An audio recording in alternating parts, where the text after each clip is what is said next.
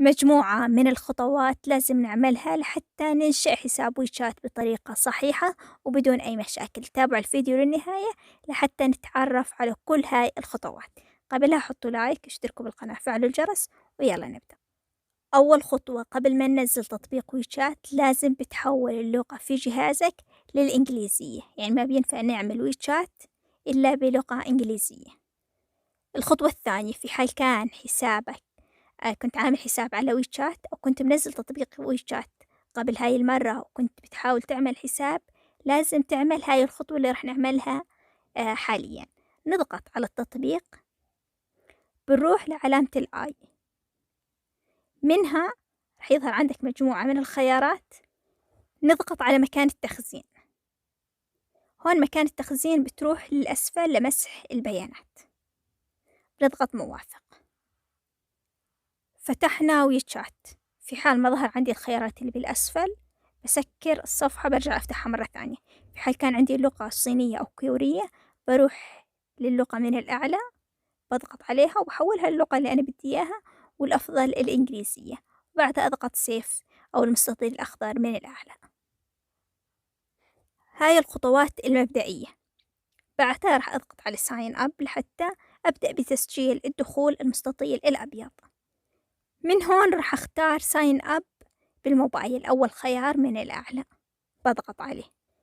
بهاي الصفحة بندخل اسمنا بالمستطيل الأول، الدولة اللي أنت موجود فيها ورقم الهاتف حاليا فيها، بتحدد الدولة.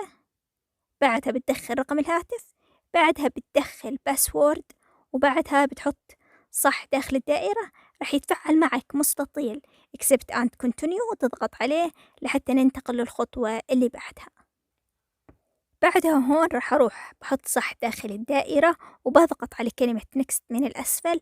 بعدها راح يرجعني للخطوة اللي قبل هيك اللي دخلنا المعلومات، الاسم ورقم الهاتف. راح نرجع نضغط على المستطيل الأخضر كمان فيها.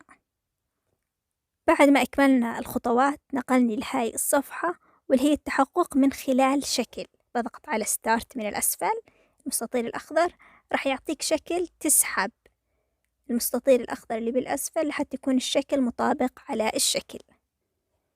هون راح يتم بعث إلنا رمز مكون من 6 أرقام عبر رسالة نصية لرقم الهاتف.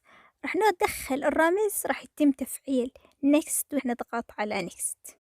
بعدها هون راح يطلب منك واللي هي البحث عن أصدقاء، راح نضغط له أوكي. وراح يطلب منك السماح لجهات الاتصال.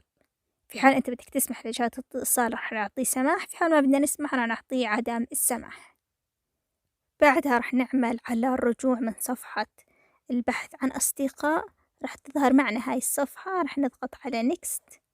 وبعدها من هون راح نحط صح داخل الدائرة وراح نضغط على next كمان مرة راح تفتح معنا هاي الصفحة، راح نحط صح داخل الدائرة ونضغط على done بالأسفل. وبهيك تم إكمال إنشاء حساب على ويشات. حسابنا في ويشات أصبح جاهز. بهاي الصفحة ممكن تعمل next، ممكن نسكرها من الأعلى. وهاي الصفحة الرئيسية، هاي صفحة الدردشات. في عندي مجموعة من الخيارات من الأسفل ومجموعة من الخيارات من الأعلى.